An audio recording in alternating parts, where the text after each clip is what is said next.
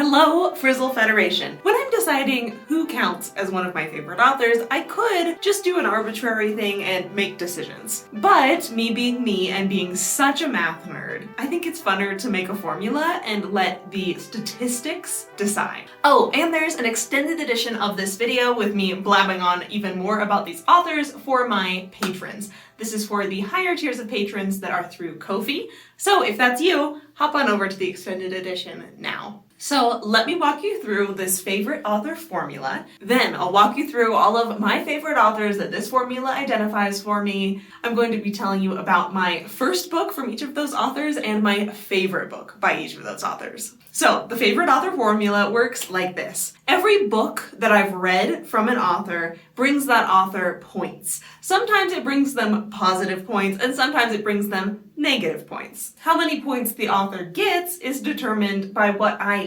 rated that book from 1 star to 5 stars. In order for an author to reach the favorite level, they need 1 point. Just one. But that's harder than it sounds. Having a full point is like getting a full 100% favorite author status. So if I give a book 5 stars, then that author gets 1/3 of a point, or 33% of the way to favorite author status. A 4-star book brings that author 1/8 of a point, or 13%. A 3-star book brings that author the penalty of 1/15 of a point, or -7%. A 2-star book brings a -1/8 of a point, and a 1-star book brings -1/3 of a point, or -33%. Because when I think about a favorite author, I think about the consistency of me loving their books. That it's not enough for me to just read some books by this author and love them. When they have a new book, how excited am I to pick that one up?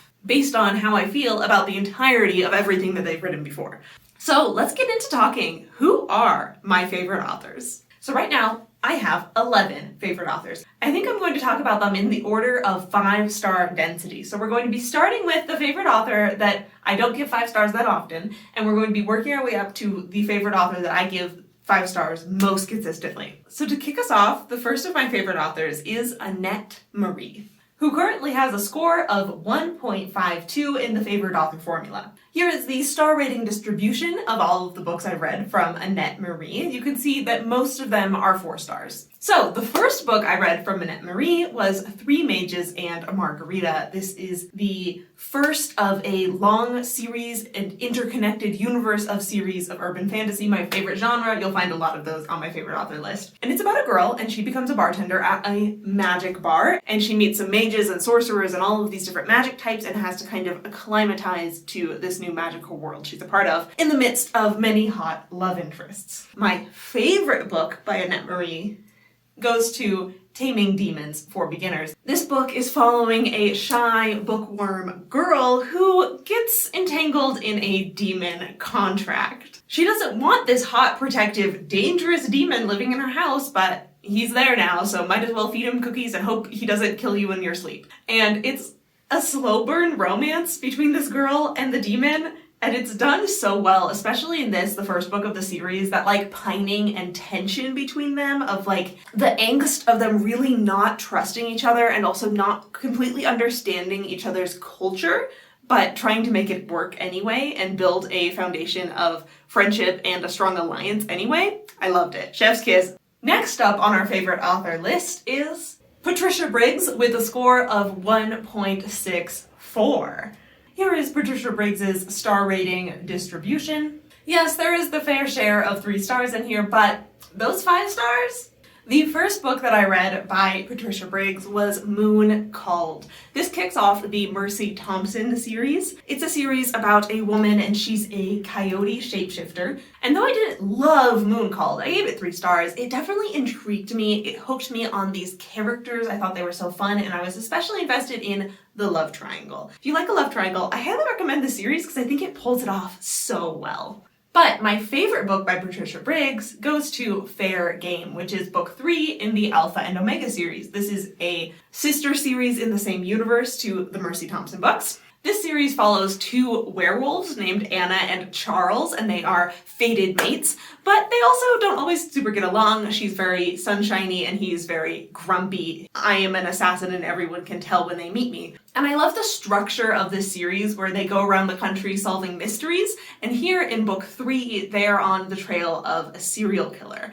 The next favorite author is Naomi Novik with a score of 1.73. This is the most recent addition to the favorite authors, and here is my star rating distribution of Novik's books. The first book that I read by Naomi Novik was His Majesty's Dragon. This is a historical fantasy book that takes place in the Napoleonic Wars, and it's about a ship captain who comes across a dragon egg and through that finds himself embroiled and enlisted to the Air Force, which is dragon riders. And the heart of this book is the bond between our main character, the captain, and his dragon who talks. His name is Temeraire, and it's super cute. But my favorite book by Naomi Novik, which I read just this month, is A Deadly Education. This book is set in a magical school that is deadly. There are monsters hiding in the walls and under your bed. Our main character, Elle, is somewhat destined to become the Dark Lord. She has an affinity for spells of mass destruction and death. And through this, she finds it really difficult to learn well in school and also to make friends.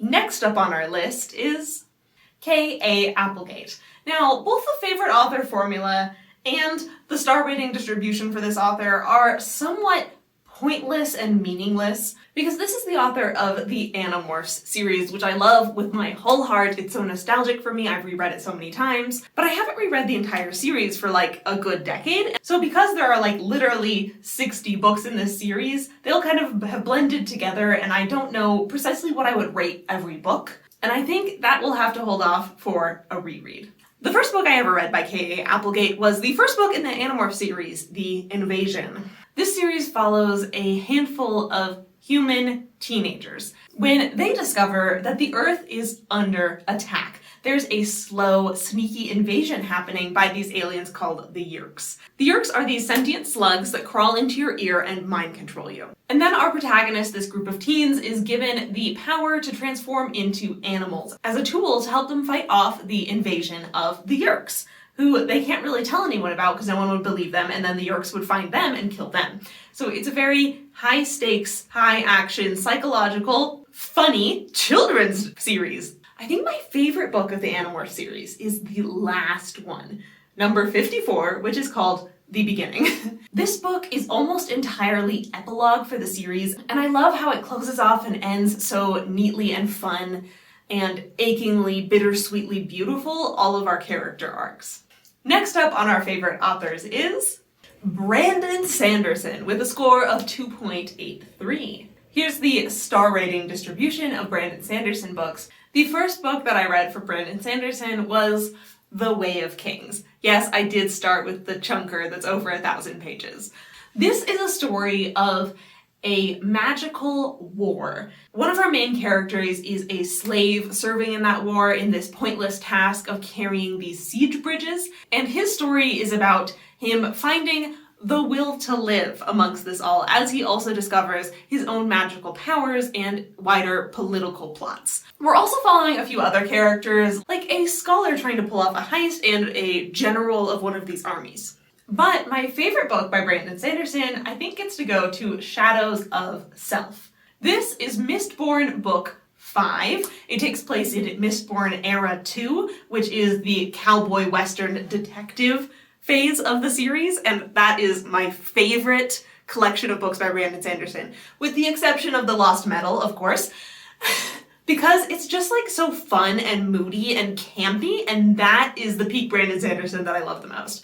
Shadows of Self particularly gets me with the real emotional struggles and journey that it has our character go on. Next up on our list is Lois McMaster Bujold with a score of 6.05. You might think that score is impressive, but it's not going to be the highest score on this list. I've read so many Bujold books. Here's the star rating distribution of those. As you can see, we have so many bangers. The first book I ever read from Lois McMaster Bujold was Brothers in Arms. This is a book that is in the middle Yes, the middle of her 𝐂𝐿𝐍𝐻𝐈𝐍𝐻𝐄𝐒 saga. This series is mostly following a man named Miles. He is a troublemaker, he is full of energy and drive, he is a person with a chip on his shoulder and something to prove, and he goes out in the galaxy and proves it through getting into the most ridiculous, entertaining situations.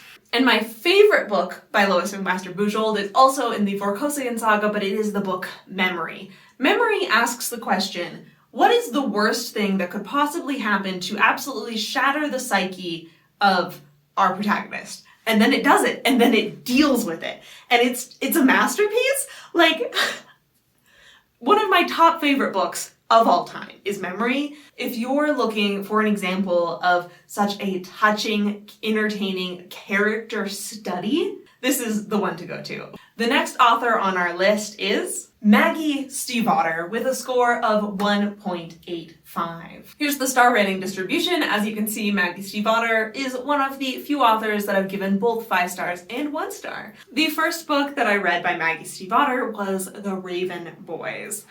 This book, it's about a group of teenagers. Our protagonist is a girl named Blue. She's grown up in a house of psychics, but she isn't a psychic herself. But she's very interested in that world. She runs into a group of teenage boys, the Raven Boys, who are on a quest to find the crypt of an ancient Welsh king in order to get a magical favor from him. Now, my favorite book by Maggie Stiefvater gets to go to the Scorpio Races. This is a standalone novel taking place at the turn of the century on an island where every year there is a magical race with murder horses. And we're following a girl whose parents were killed by the murder horses, and yet she's still kind of attracted to this race and interested in it, and a guy who has grown up around these magical horses, loves them, and is desperate to win the race this year. I just want to reread all these books the more that I talk about them. The next author up is Martha Wells with a score of 2.07. This is another author that I feel a little conflicted about being on this list because all of these 5 stars are the Murderbot Diaries series, and all of these 3 stars are everything I've ever picked up from Martha Wells that isn't in the Murderbot Diaries series. So in a way, it almost feels like this favorite author spot should go to the Murderbot Diaries series and not to Martha Wells, but that's not how this works. So, the first book that I ever read by Martha Wells, book 1 in the Murderbot Diaries, is All Systems Red. This sci-fi series is following a robot, and its job is like a fancy security guard, but it doesn't want to follow orders, so it hacks its programming so it doesn't have to. But then it also has this extreme social anxiety. It doesn't know how to be a person, so it just keeps being a mindless robot until circumstances forces it to finally start making some friends, making some bonds, and figuring out what does it want for itself. But I think my favorite of the series is the first longer novel work, which is number 5 in the series, called Network Effect. And I think this is my favorite mostly just because it gives me more to chew on. There's more character development and exploration in this book because it has more page time to breathe. Next up on the favorite author list is Jim Butcher with a score of 6.89. This is the highest score. Here's how we got here. The first book that I ever read by Jim Butcher was Stormfront, book 1 of the Dresden Files. This series is in modern-day Chicago, following a wizard named Harry Dresden. He is a private investigator who consults with the police when they find someone who, for example, has been killed by a vampire or a wizard's curse. My favorite of the series is book 2, Full Moon. And this is widely regarded to be the least good of the series by the fandom, but just for some reason, it's my favorite. I have so much love for it. I love the formulaic, funny werewolf adventures of this book. Okay. The next favorite author is Emma Bull with a score of 1.33. Yes, the lowest score of any of the favorite authors, but ranking near the top in 5-star density because her books are so good. She just doesn't have that many of them. The first book I read by Emma Bull is Finder, another urban fantasy. Are you surprised? We are following a man who has a magical ability to find things as he gets roped into helping with a police murder investigation and drug ring takedown. And then the book spirals into something with even more heart and suspense as we also get into the human elf race relations in this town as they're brought to their breaking point. But my favorite book by Emma Bull gets to go to War for the Oaks, another urban fantasy about a woman living in Minneapolis. She's recently lost her boyfriend, her band that she's been a part of is breaking up, and she's trying to start afresh. When the local fairies come to call and decide to recruit her for their fairy war. She doesn't get much choice in this, and the book is her adjusting both to her new life in the fairy court structure and trying to build a new band and make new friends. Then, the last author on this list, the author with the highest density of 5 stars, is Rachel Aaron with a score of 3.13. Here's the star rating distribution. As you can see, it's 3/4 5 stars. Very nice. The first book I read by Rachel Aaron is Nice Dragons Finish Last. This is a part urban fantasy, part cyberpunk kind of world with both futuristic technology and everyday magic on the street. We are following a dragon. He's in human form for most of the book, and he is a really nice guy, super kind. He just wants to be friends and make peace with everyone. But his dragon family is like, how dare you be nice? We are the dragons, we are the dominators, we are mean. We eat humans for breakfast. How dare you want to befriend them? So he gets like thrown out and disowned for being too nice. And then this book and this series is following him and a human mage that he meets along the way named Marcy as they get in trouble with the magical mob, world-ending apocalypses, etc. And he's trying to solve it all through the power of friendship and kindness. And it's so fun and like also high stakes. Now, my favorite book by Rachel Aaron, and this was hard to pick because there's quite a lot of 5 stars, but I think my favorite book by her is Part-Time Gods. This is in the same world as the Nice Dragons Finish Last books, but a different series following different characters. This is book 2 of the DFZ series. And this trilogy is following a girl named Opal. Opal is a magical janitor of sorts, and then she gets in trouble with the powers that be and has to go into saving the world kind of situations, as these books do, and I love them for that. So those are my 11 favorite authors. I'm trying to expand this list. I've got an ongoing vlog project where I'm reading from favorite author candidates that are so close to becoming favorite authors. And I would also love your suggestions. Based on the authors on this list, who do you think I should read from next? Who else could I love? Particular bonus points if it's diverse authors from minority groups. So I highly recommend watching this video next where I'm trying to find a new favorite author.